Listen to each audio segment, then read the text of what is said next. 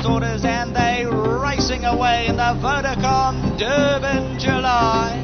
Bold Silvano's travelling well at the rail. Bold Silvano's in front. Irish Flames trying, but Bold Silvano a wing on every hoof.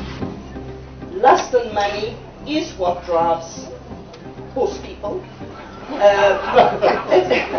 I mean, to lust after the ownership of a beautiful creature, I think is a lot of people's dream.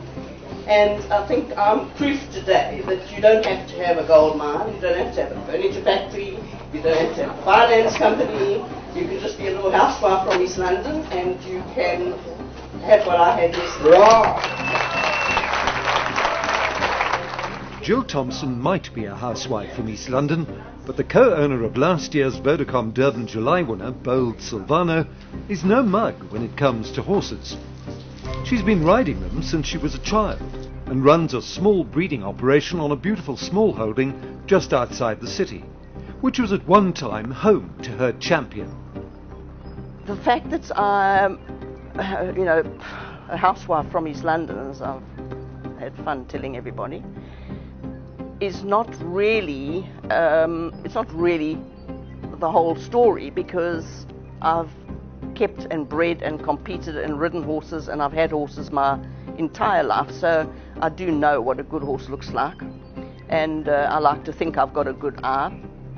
I think I was just born with this passion for horses and animals and creatures, and I was always collecting tree frogs in the letterboxes and things like that.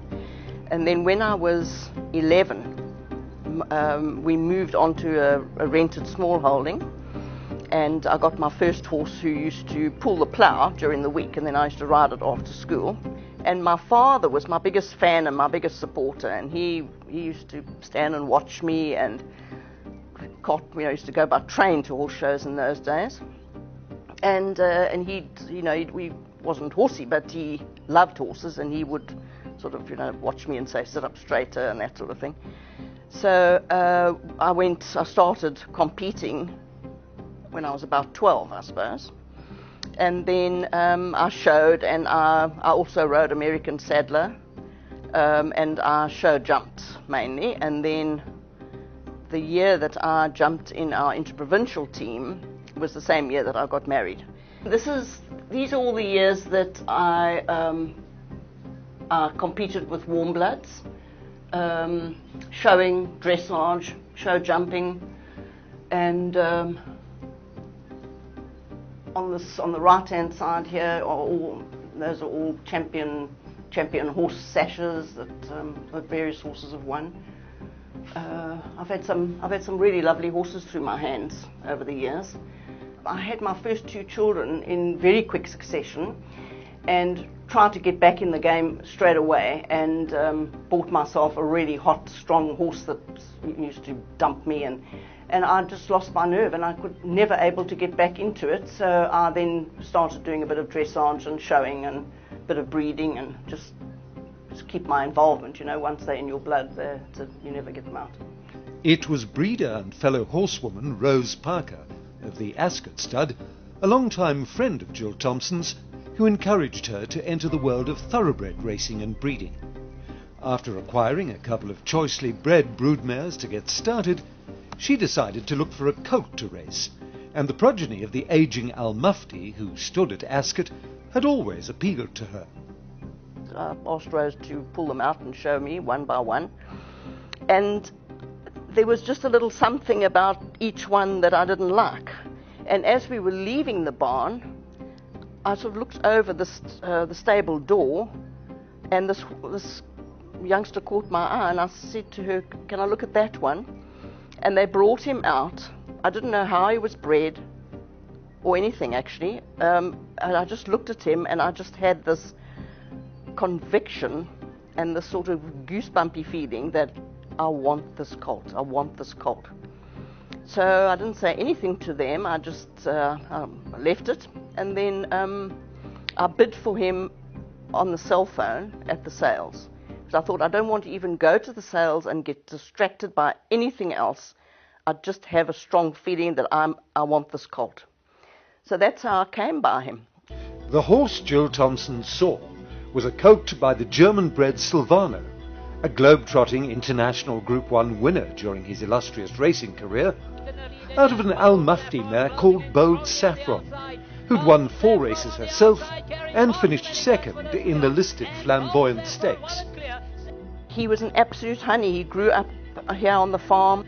He was full of character. One day my husband was busy fixing the electric fencing, and he said the staff's eyes suddenly stretched wide, and before they could warn him, these 2 hooves came over his shoulders.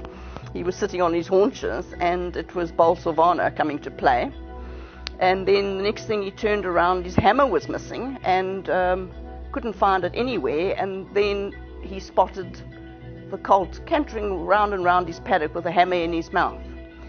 And he's just been, there's like a aura about him. There's something special about this horse.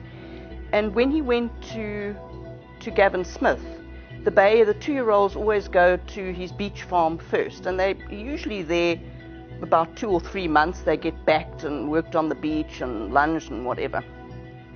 And when I arrived and I took him off the box, he looked magnificent, absolutely magnificent. And I still thought to myself, good luck, whoever's going to get on him first. There's a lot of horse here. And then 3 weeks later, the day before his 2nd birthday, Gavin phoned me and he said, your boy has come into the training stables. And I said, Gavin, already? It's only 3 weeks. And he said he has been so easy. We just saddled him up and got on him. And he said he's so confident and so calm and so sensible. I use him to lead the other youngsters past scary things. And that's how the horse has been. Now, apparently, Silvano travelled the world with a little pint-sized girl groom. That's all it needed to look after him. Before the horse ever ran a race, Gavin SMS'd me and he said, I'll never forget, he said, awesome, that's your boy.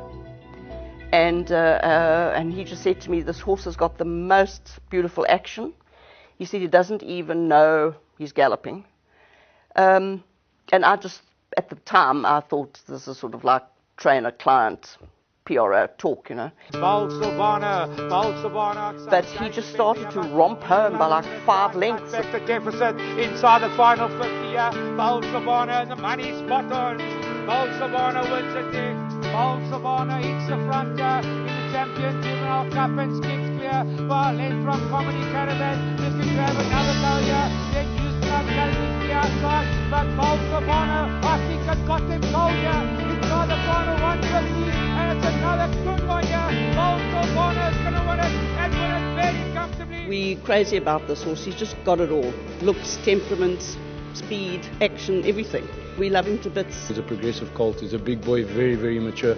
He's still like a big baby, and he's just gone from strength to strength. And next season, I think as a 3-year-old, is going to be a very serious horse. After he won the Juvenile Cup, I started getting calls. Tony Millard phoned me with a Chinese client.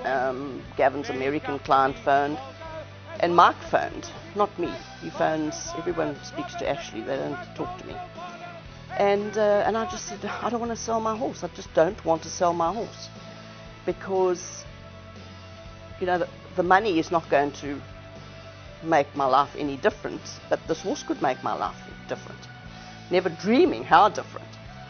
And then we sent him down, we took him down to Cape Town to run in the Guineas. Everyone said, oh, he can win the Cape Guineas. Well, he arrived there about a day or 2 before. He had a very wide draw, and he came about 5th. So it was disappointing. And Gavin left him there for a month in somebody else's yard. Also in Philippi, which apparently was not the right place for him because they train in thick sand there, which is fine for choppy horses, but for a horse with a long flowing stride like that's not the right sort of ground. It didn't work. When he ran in the Derby over 2,000 meters, I mean, he stayed with the pack, and that's all you could really say about him. Be close, but Bravura has just come back to beat Nuno Flyer. And I thought, I can't bury a horse like this in Port Elizabeth. So I spoke to Gavin, and he understood. I think it happens to them fairly regularly there. And I moved him to Mike for the That's our winter season.